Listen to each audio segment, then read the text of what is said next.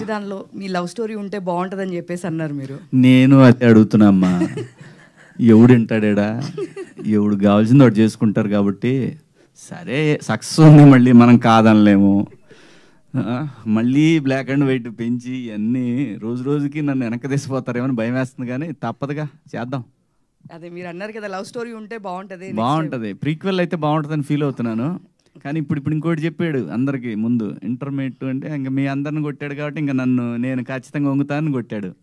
Intermediate life, engineering life ఉంటుంది అన్నాడంటే అక్కడన్నా నా లవ్ స్టోరీ ఏమని చెప్తాడేమో చూద్దామమ్మా. ఫ్లాష్ బ్యాక్ ఉంటుంది కదా, నాకు కూడా ఫ్లాష్ బ్యాక్ ఉంటుంది కదా, దాంట్లో ఏమైనా చెప్తాడేమో, నన్ను ఒక రౌడీలాగా ఏమైనా చూపిస్తాడేమో. అప్పుడు దాకా శుద్ధపూసలాగా ఉన్న నన్ను ఏమన్నా ఫ్లాష్ బ్యాక్లు కూడా పెడతాడేమో చూద్దాం.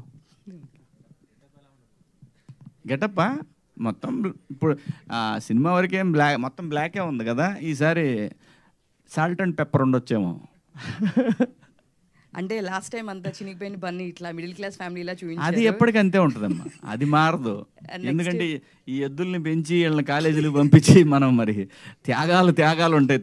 తండ్రి క్యారెక్టర్ ఎప్పుడు త్యాగమే, తండ్రి తల్లిది ఇద్దరిది ఎప్పుడు త్యాగాలే.